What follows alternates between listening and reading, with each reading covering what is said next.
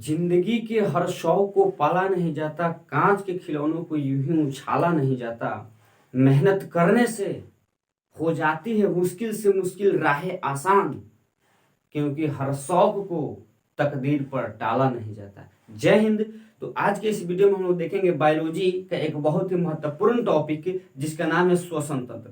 चलिए हम लोग स्टार्ट करते हैं श्वसन तंत्र, जिसको अंग्रेजी में हम लोग रिस्पिरेटरी सिस्टम के नाम से जानते हैं। सबसे पहले देखते हैं इसके मुख्य बिंदु कौन कौन से हैं। तो सबसे पहले हमारा देखिए, जो श्वसन तंत्र है यह एक ऑक्सीकरण क्रिया है। ऑक्सीकरण क्रिया क्या होती है, ऑक्सीकरण क्रिया किसे कहते हैं? तो वैसी क्रिया जिसमें ऑक्सीजन का योग हो। ऑक्सीजन का योग मतलब ऑक्सीजन किसी से जाकर जुट जाए, वह क्रिया हमारी ऑक्सीकरण कहलाती है। और क्या है, तो इससे ऊष्मा तथा ऊर्जा की उत्पत्ति होती है। जब श्वसन की क्रिया होगी तो श्वसन के दौरान हम लोगों के शरीर में ऊष्मा उत्पन्न होती है, और वही ऊष्मा हमारे शरीर के टेम्परेचर को बनाए हुए रखने का कार्य करती है। देखते हैं कि अगर किसी व्यक्ति का मृत्यु हो जाता है, मतलब उसकी श्वसन की क्रिया समाप्त हो जाती है। जब किसी व्यक्ति में श्वसन की क्रिया नहीं हो पाती है तो उसकी शरीर ठंड होने लगता है और धीरे धीरे उसकी टेम्परेचर कम होने लगता है। यानी कुछ समय और छोड़ देने के बाद उस शरीर पूरे, वह जो व्यक्ति का शरीर है लगभग बर्फ की तरह, बर्फ की समान हो जाता है। तो इससे स्पष्ट हो गया कि जो श्वसन की क्रिया है, तो श्वसन की क्रिया से ऊष्मा की उत्पत्ति होती है और साथ साथ ऊर्जा भी मिलती है, जो ऊर्जा हम लोग के शरीर को एनर्जी देने का काम करती है, जिससे हम लोग दिनचर्या का कार्य करने का काम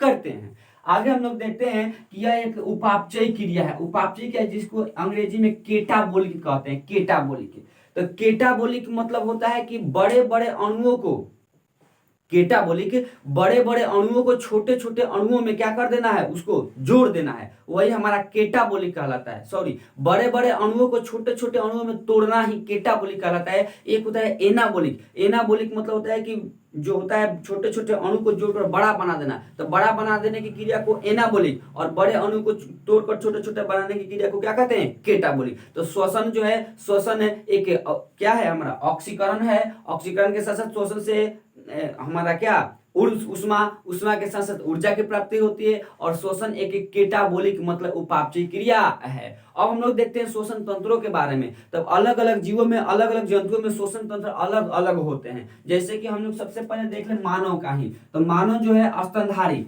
स्तनधारी में मानव आ जाएगा। मानव है या स्तनधारी, जो स्तन पर रहने वाला। स्तनधारी समझते हैं, स्तनधारी मतलब जिस जीव का स्तन, स्तन मतलब छाती होता है ना, मतलब जिस जीव का स्तन होता है वह जीव हमारा स्तनधारी कहलाते हैं। जैसे मानव में, तो मानव स्तनधारी है, मवेशी स्तनधारी है, बकरी स्तनधारी है, ये सब लोग क्या होते हैं, सुअर वगैरह सब चीज स्तनधारी होते हैं। जिसका स्तन हो उसे हम लोग स्तनधारी कहते हैं। अब देखिए, लड़का सब पूछता है कि स्तन केवल महिलाओं का होता है, ऐसा बिल्कुल कुछ नहीं है। देखिए, महिलाओं के स्तनों का उभार इसलिए होता है क्योंकि उनके स्तन के पीछे स्तन ग्रंथियां पाई जाती है। इसके वजह से समयानुसार उनके स्तनों में विकार होता है, उभार उत्पन्न होता है। लेकिन जो पुरुष होते हैं तो पुरुष में भी स्तन पाया जाता है, लेकिन अंतर इतना ही होता है कि उस पुरुष के जो स्तन होता है, उस स्तन के पीछे स्तन ग्रंथियां नहीं होती है, इसीलिए उनके स्तनों का विकास नहीं हो पाता है, उभार नहीं हो पाता है। इसीलिए उनसे लोग मतलब मेनली तौर पर समझने के स्तन नहीं होता है। लेकिन ऐसा बिल्कुल नहीं है। जो जीव अपना सब काम कर रहा है, चल रहा है, बोल रहा है, उसके शरीर में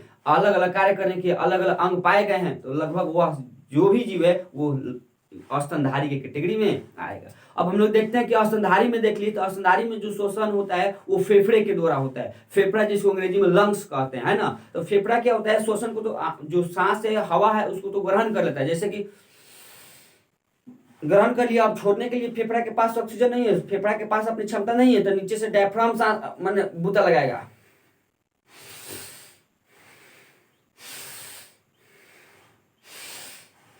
मैंने इस टाइप से श्वसन की क्रिया होती है। मतलब कि फेफड़ा होता है, ऑक्सीजन को, हवा को खींच लेता है, लेकिन छोड़ने के पास इसके पास ताकत नहीं है। तो उसके तो इससे कौन छोड़ता है, तो यानी कि जो होता है हमारा फेफड़ा के नीचे है डायफ्राम। डायफ्राम, तो वो डायफ्राम जब इधर से बूता लगाता है तो सांस को छोड़ देता है। क्लियर।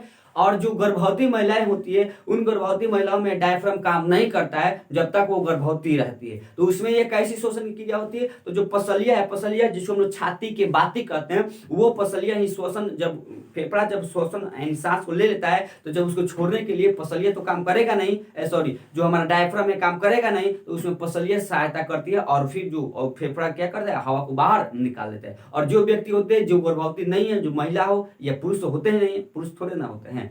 तो अब उसमें जो क्या होता है, डायफ्राम काम करता है, और डायफ्राम नीचे जब प्रेशर लगाता है प्रेशर, तो फिर ऑक्सीजन जो भी हवा है बाहर निकल जाता है। क्लियर।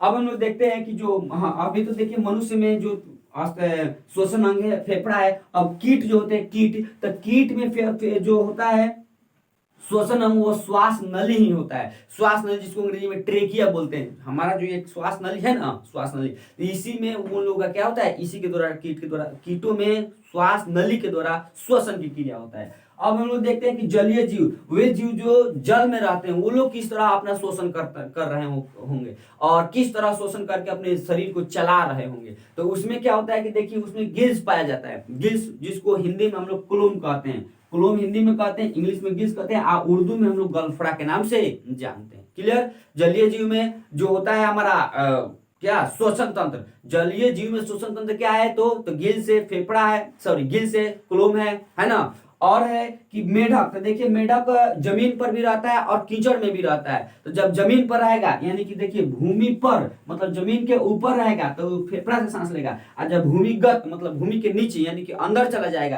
तो अब वो सांस किसी से लेता है, तो त्वचा से लेता है। क्लियर। अब हम लोग देखते हैं कि जो श्वसन अंग हो गया, श्वसन अंग, तो इस श्वसन अंग में किस तरह हम लोग कार्य करते हैं और किस तरह कार्य करके अपने शरीर को श्वसन की क्रिया से मुक्त करते हैं, श्वसन की क्रिया अच्छा से कराते हैं। अब देखिए तो इसमें इतना समझने के बाद हम लोग समझेंगे कि श्वासोच्छ्वास क्या है, जिसको अंग्रेजी में ब्रीदिंग कहते हैं। तो ब्रीदिंग जो क्रिया होती है उसमें दो क्रिया भाग लेती है। एक होता है सांस का अंदर लेना और दूसरा होता है सांस का बाहर छोड़ना। सांस का अंदर लेना निश्वसन और सांस का बाहर छोड़ना निश्वसन, निश्वसन और निश्वसन। तो ये जो है हमारा श्वासोच्छ्वास यानी कि ब्रीदिंग। तो ब्रीदिंग में दो क्रिया भाग लेती है, एक निश्वसन, निश्वसन मतलब कि सांस का अंदर लेना, एक निश्वसन, निश्वसन मतलब कि सांस का बाहर छोड़ देना। तो अब देखिए मेनली हम लोग क्या करते हैं, तो जब सांस को अंदर लेते हैं तो उसमें नाइट्रोजन को 78%, ऑक्सीजन को 21% और CO2 कार्बन डाइऑक्साइड को 0.03%। देखिए जब हम लोग ऑक्सीजन ग्रहण करते हैं ना, सांस लेते हैं तो केवल ऑक्सीजन को नहीं लेते हैं भाई। जब ऑक्सीजन है, केवल ऑक्सीजन लेंगे तो ऑक्सीजन इतना ना भारी होता है कि जब सांस लेकर तो जाके फेफड़ा पे तो ओ माय गॉड चोट लग गया, दादा हो हॉस्पिटल चलो, अभी टाइप से मैंने प्रक्रिया शुरू हो जाएगा। यानी कि जो केवल ऑक्सीजन हम लोग नहीं ले सकते हैं, ग्रहण नहीं कर सकते, वो बहुत ही भारी होता है। और जो केवल ऑक्सीजन ग्रहण करने से जाकर फेफड़ा पर मार देगा, जैसे ऑक्सीजन लगेगा लौट से लगेगा समझते हैं ना, इस टाइप से। तो जब हम लोग ग्रहण करते हैं, सांस ग्रहण करते हैं, तो उसमें तीन हम लोग गैस को लेते हैं। कौन कौन? नाइट्रोजन, तो नाइट्रोजन वायुमंडल में 78% होता है तो 78% लेते हैं। ऑक्सीजन होता है 21% तो 21% लेते हैं। और कार्बन डाइऑक्साइड होता है 0.03%, 0.03% लेते हैं, है ना। और कुछ गैसें हैं जो कि जाकर हमारे शरीर को हानि पहुंचाती है। तो ग्रहण करते हैं हम लोग ये इतना। यहां से क्वेश्चन क्या हो जाएगा कि श्वासोच्छ्वास में कितने क्रिया भाग लेती है, तो दो। कौन? एक निश्वसन, दूसरा निश्वसन। निश्वसन मतलब सांस का अंदर लेना और निश्वसन मतलब सांस का बाहर छोड़ना। और निश्वसन में नाइट्रोजन कितना लेते हैं, तो 78%। निश्वसन मतलब कि अंदर लेते हैं और निश्वसन मतलब अंदर और निश्वसन मतलब बाहर। तो निश्वसन में नाइट्रोजन 78%, निश्वसन में ऑक्सीजन 21% और निश्वसन में कितना, और निश्वसन में कार्बन डाइऑक्साइड 0.03%। अब हम लोग देखते हैं क्या जितना हवा लेते हैं उतना हम लोग छोड़ते हैं, लेकिन देखिएगा किस तरह। तो निश्वसन समझ गए, निश्वसन मतलब कि सांस का अंदर लेना, और क्या बोलते हैं निश्वसन मतलब सांस का बाहर छोड़ना। तो अब देखिए निश्वसन मतलब क्या, निश्वसन में हम लोग नाइट्रोजन 78% लेते हैं तो 78% छोड़ देते हैं, क्योंकि उसका जरूरत हम लोग के शरीर में नहीं है। अब हम लोग देखते हैं कि ऑक्सीजन, तो देखिए ऑक्सीजन लेते हैं 21% लेकिन छोड़ते हैं कितना, तो 17%, क्योंकि ऑक्सीजन को हम लोग के शरीर में क्या है, जरूरी है, बहुत ही आवश्यकता है। अब देखिए कार्बन डाइऑक्साइड लेते हैं 0.03%, मतलब कि 1% में लगभग में आ जाएगा। और कार्बन डाइऑक्साइड छोड़ते कितना है, तो 4%, यानी कि जो 4% हमारा ऑक्सीजन जाता है वो अंदर से कार्बन डाइऑक्साइड बनकर आता है। क्लियर। श्वासोच्छ्वास जिसको अंग्रेजी में ब्रीदिंग कहते हैं, उसमें कौन सी कितनी क्रिया भाग लेती है, तो दो। कितनी क्रिया है, मात्र दो क्रिया। पहला तो निश्वसन, पहला निश्वसन, निश्वसन जिसमें सांस का अंदर लेना। दूसरा है निश्वसन मतलब सांस का बाहर छोड़ना। अच्छा लेते हैं तो नाइट्रोजन 78%, छोड़ते हैं तो 78%। ऑक्सीजन लेते हैं तो 21%, छोड़ते हैं तो 17%। कार्बन डाइऑक्साइड लेते हैं तो 0.03%, छोड़ते हैं तो 4%। ये है हमारा श्वसन की क्रिया। अब थोड़ा सा हम लोग एक और टॉपिक समझते हैं कि श्वसन मार्ग क्या है। तो श्वसन मार्ग क्या है, तो हवा जिस मार्ग का अनुसरण करते हुए शरीर में प्रवेश करती है वही मार्ग हमारा क्या कहलाता है, क्या कहलाता है? तो श्वसन मार्ग के नाम से जाना जाता है। श्वसन मार्ग में क्या क्या आ जाएगा? तो नासा छिद्र, नासा कपाट, नासा गुहा, ये सभी क्रियाएं इसमें क्या होती है? सम्मिलित होती है। आई होप इतना सभी आप सभी लोग समझ गए होंगे। अगर वीडियो अच्छा लगा तो उसको कमेंट कीजिए, अच्छा लगा या बुरा लगा, और लाइक कीजिए, दोस्तों के साथ शेयर कीजिए, चैनल को सब्सक्राइब कर लीजिए, ताकि जब भी इसका वीडियो जिस चैनल पर वीडियो डाला जाए आपके पास नोटिफिकेशन पहुंच जाए। तब तक मिलते हैं हम लोग अगले वीडियो में, तब तक के लिए जय हिंद, बेस्ट ऑफ लक।